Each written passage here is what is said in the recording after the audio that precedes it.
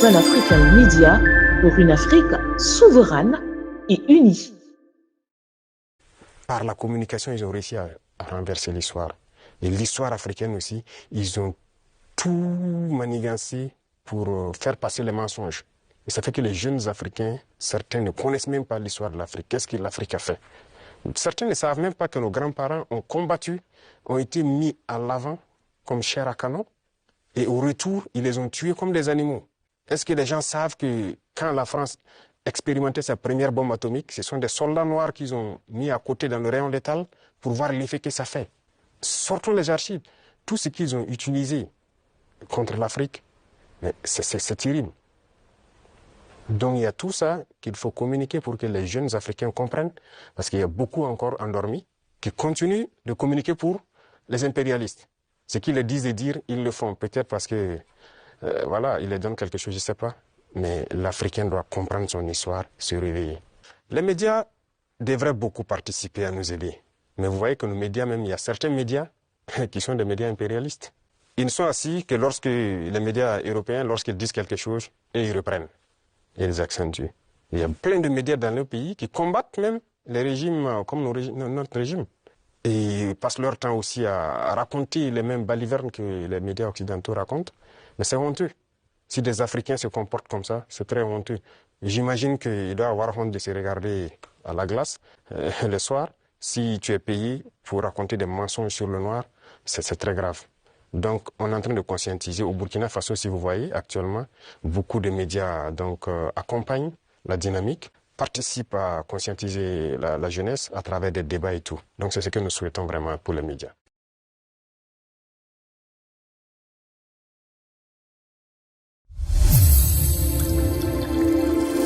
Pan African Media pour une Afrique souveraine et unie.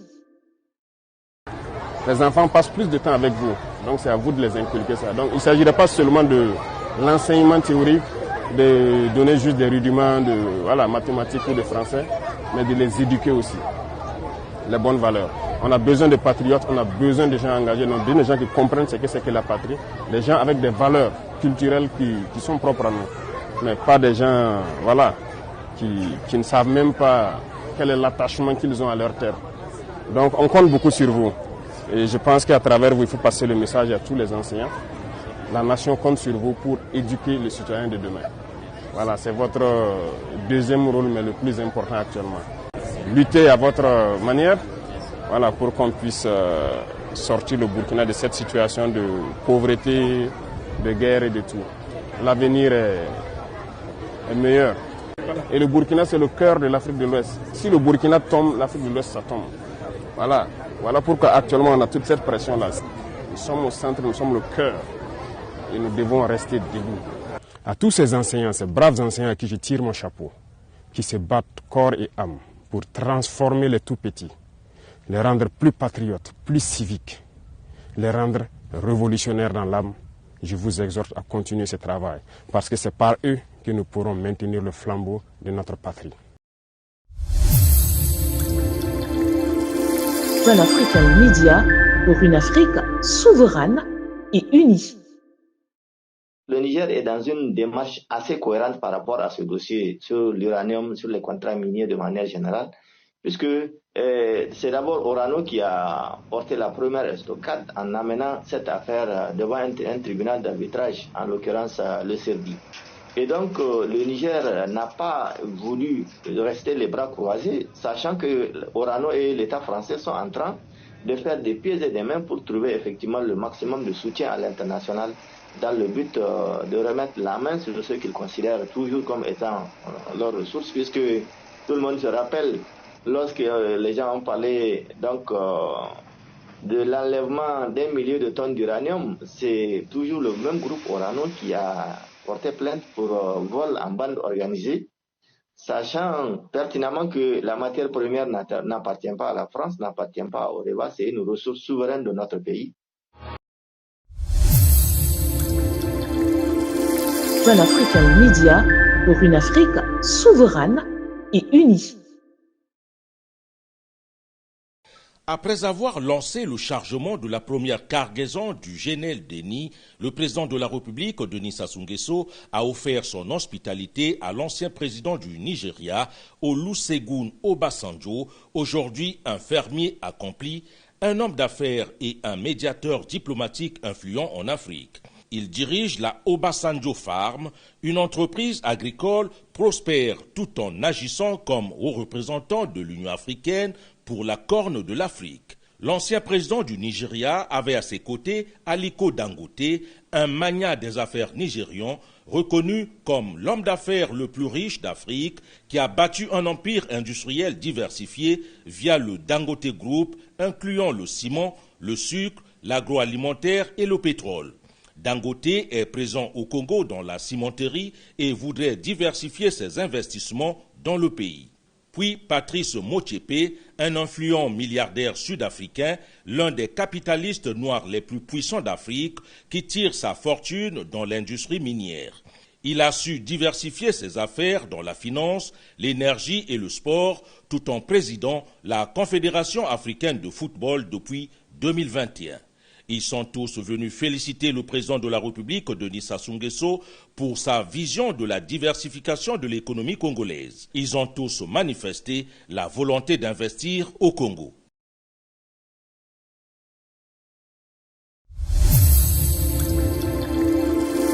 Pan African Media pour une Afrique souveraine et unie. Le lancement du chargement de la première cargaison du gaz naturel liquéfié GNL, issu de la phase 2 du projet Congo LNG, constitue une nouvelle étape vers l'objectif d'Eni d'étendre son portefeuille GNL à 20 millions de tonnes par an d'ici 2030 en s'appuyant sur la flexibilité, la compétitivité et la diversification géographique de ces projets en participation et représente un jalon clé dans la consolidation de sa position de leader sur le marché mondial du GNL. Avec cette phase, le projet atteint une capacité totale de liquéfaction de 3 millions de tonnes par an de GNL, soit l'équivalent de 4,5 milliards de mètres cubes de gaz par an, en exploitant les ressources gazières des champs Néné et Litchendili du permis offshore Marine 12. En tout état de cause, ce projet, objet de cette retrouvaille, illustre bien la capacité du groupe Eni à transformer les ressources gazières en valeur stratégique pour le Congo et pour les marchés internationaux à travers un projet compétitif sur le plan des coûts et performant sur le plan environnemental. La phase 1, lancée avec l'unité de liquéfaction flottante Tango FLNG, a été mise en service en décembre 2023. La phase 2, quant à elle, après le début de la construction de l'unité flottante Ngouya FLNG, établissant un nouveau repère international en matière de rapidité et d'efficacité d'exécution. Bruno Jean-Richard Itoa, ministre des Hydrocarbures. Avec le FLNG Ngouya, notre pays franchit une nouvelle étape décisive dans la consolidation d'une filière gazière nationale structurée, désormais reconnue comme l'un des leviers, des piliers majeurs de l'augmentation de la production des hydrocarbures de notre pays en barils équivalent pétrole, parce que désormais, nous pouvons parler de barils équivalent pétrole, parce que désormais, nous produisons et du pétrole liquide et du gaz. Levier majeur de la croissance économique, de la diversification de notre économie, par le fait de nombreux effets induits par la dynamique de développement du secteur gazier de notre pays. Monsieur le Président de la République, le développement du gaz naturel constitue donc désormais et indubitablement un facteur structurant de croissance pour la République du Congo. Il renforce indéniablement la résilience de notre économie, diversifie nos sources de revenus et soutient l'industrialisation progressive du pays. À travers les projets gaziers engagés, le Congo transforme un potentiel, on l'a dit, longtemps sous-exploité, voire non exploité, en une source durable de valeur ajoutée nationale. Un rituel de consécration du chargement de la cargaison de Genel a été exécuté par les dignitaires de Boali. Le clou de cette cérémonie a été l'imposant bain de foule du couple présidentiel.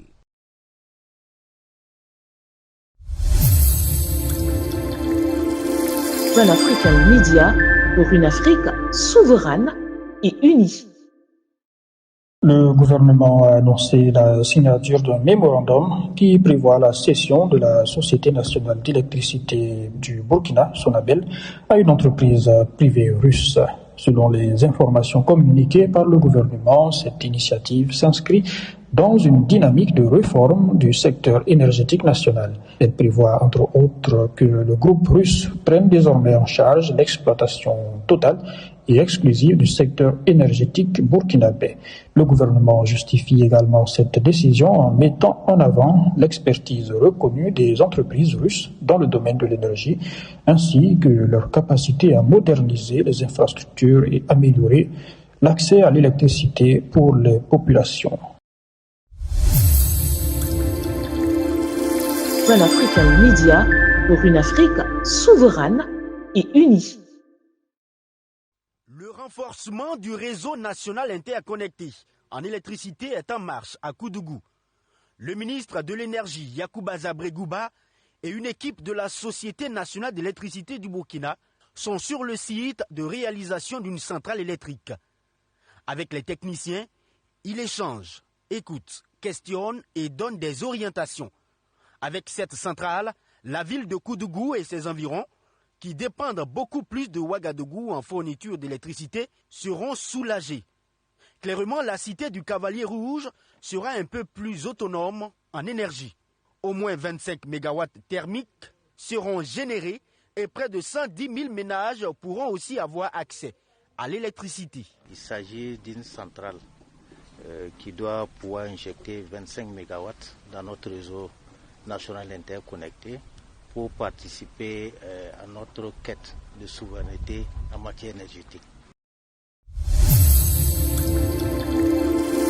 Pan-African Media pour une Afrique souveraine et unie.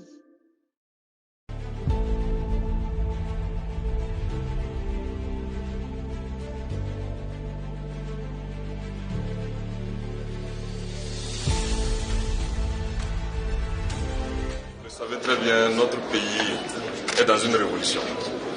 La révolution progressiste populaire, impulsée par le camarade capitaine Ibrahim Traoré, président du Faso, chef de l'État. Et dans le cadre de cette révolution, il y a une vision qui est déclinée, celle de la plus haute autorité de notre pays. Et cette vision s'est traduite très récemment par l'adoption d'un nouveau référentiel de développement, le plan Relance 2026-2030. Et dans ces axes stratégiques, ce nouveau référentiel Relance inscrit en priorité l'entrepreneuriat endogène comme vecteur de développement de notre pays. Et ces axes stratégiques donnent la part belle, notamment à l'entrepreneuriat jeune. Et donc, quoi de plus normal que pour le gouvernement, à travers le camarade Premier ministre chef du gouvernement, d'accepter, patronner cette 5e édition de ce forum dédié aux entrepreneurs et aux investisseurs jeunes du Burkina Faso. C'est donc un message que les plus hautes autorités lancent et continuent de lancer à l'endroit de tous les investisseurs burkinabés, notamment les jeunes, de s'investir résolument dans l'entrepreneuriat, de s'investir résolument dans la transformation endogène de nos matières premières, de s'investir résolument dans tous les secteurs et de saisir toutes les opportunités qui puissent contribuer à la création de richesses, à la création d'emplois décents et faire des émules pour le développement de notre pays. Nous avons mené beaucoup de réformes, des réformes en matière de facilitation d'affaires. Ça, c'est vrai. Deuxièmement, il y a un certain nombre de fonds qui ont été créés et ces fonds sont issus de la fusion d'un nombre pléthorique de fonds qui n'avaient pas les impacts que nous escomptions, afin que ces fonds puissent davantage se focaliser dans l'entrepreneuriat, notamment l'entrepreneuriat jeune. Soutenir les jeunes, aider les jeunes. Nous avons aussi des cadres institutionnels qui existent et qui créent des sortes de plateformes pour les incubations de projets portés par la jeunesse. Et donc, toutes ces structures, tout ce dispositif et toutes ces institutions existent et nous ne travaillerons qu'à les renforcer afin d'accompagner cette jeunesse battante à jouer sa partition dans la nouvelle dynamique de la RPP pour le développement de notre pays et pour le bonheur de toute la population. Et c'est dans ce sens que nous avons été instruits par le camarade Premier ministre, qui est le haut patron de cette 5e édition, de venir le représenter et de délivrer ce message fort d'invitation à l'endroit de toute la jeunesse burkinabé pour qu'elle saisisse les opportunités d'affaires qui s'offrent et s'engager avec le gouvernement, à côté du gouvernement, pour le développement de notre pays, pour le bonheur partagé de toute la population.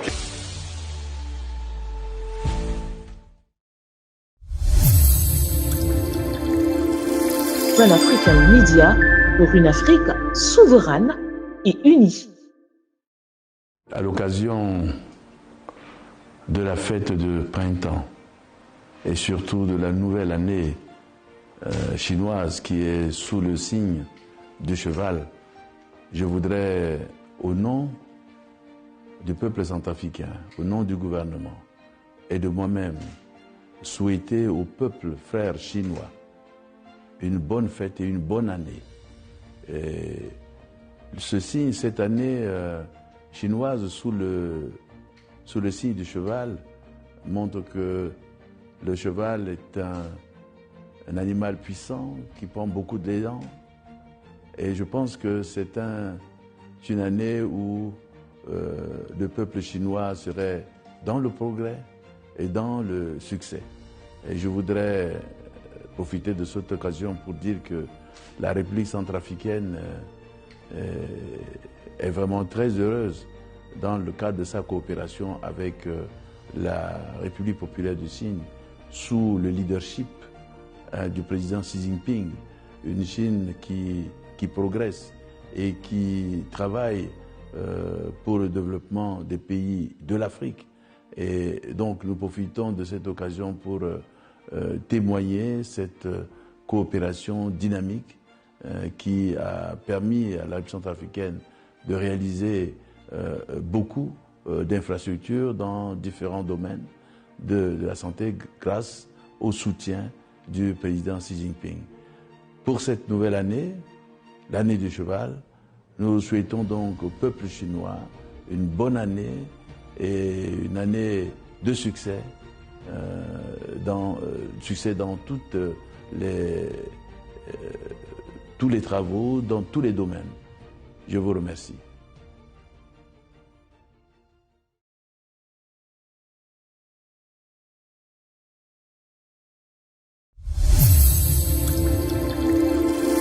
Pan African Media pour une Afrique souveraine et unie. 154 km, c'est la distance parcourue par ces quelques dizaines de marcheurs en 5 jours. Des étudiants, des enseignants ou bien encore des entrepreneurs, tous portés par l'idéal panafricaniste et inspirés par la pensée de Cheikh Anta Diop. Nous allons faire 2 pauses à Keralé et Gawan. Tout au long de la marche, il y a des gens qui nous interpellent, nous demandent de gauche à droite, qu'est-ce que vous faites? Nous leur disons que voilà, nous marchons, nous allons vers Tcheitou. Tcheitou, c'est le village de naissance de Cheikh Anta Diop. Et là où il a été inhumé aussi. Nous, jeunes Sénégalais, nous ne le connaissons pas. Alors que cet homme a beaucoup fait pour l'Afrique. De Dakar à Tcheitou, les marcheurs s'arrêtent dans les écoles pour transmettre l'héritage de Cheikh Anta Diop, l'égyptologue, le penseur qui a réécrit l'histoire du continent depuis un point de vue africain, à contre-courant des récits coloniaux. Cheikh Anta était un Africain qui restait ici sur le continent, qui était fier de sa peau noire. Moi-même, je ne me suis pas éclairci la peau. C'est ma peau noire, mes cheveux crépus. C'est pour ça que je vous appelle à lire les œuvres de Cheikh Anta. On nous a appris à l'école que, bon, après la colonisation, ils disaient que l'Afrique n'a pas de civilisation. L'Afrique, bon, les Africains sont des barbares, alors que c'est archi faux. Lui seul, avec Théophile Obenga, avec d'autres égyptologues, il a su prouver que l'Afrique, est le berceau de l'humanité, est la mère des civilisations. Il nous a redonné confiance. Aujourd'hui, Cheikh Anta Diop est principalement étudié à l'université au Sénégal. Celle de Dakar porte d'ailleurs son nom. Mais ses œuvres restent largement inconnues et absentes des programmes du primaire et du secondaire, ce que déplorent les marcheurs. Une évolution pourrait se dessiner. Mercredi, en Conseil des ministres, le président a appelé à vulgariser et perpétuer l'œuvre de Cheikh Anta Diop dans les programmes scolaires. Cheikh Anta Diop était une figure emblématique. Il a revalorisé, il a réhabilité la race noire. Il est un africaniste. Sur ce, vraiment, c'est un immense plaisir pour nous enseignants d'avoir les œuvres de Cheikh Anta Diop dans le programme. La marche Dakar Keïtou en est à sa 12e édition, mais cette année, elle revêt une signification particulière, alors que ce samedi marque les 40 ans de la disparition de Cheikh Anta Diop.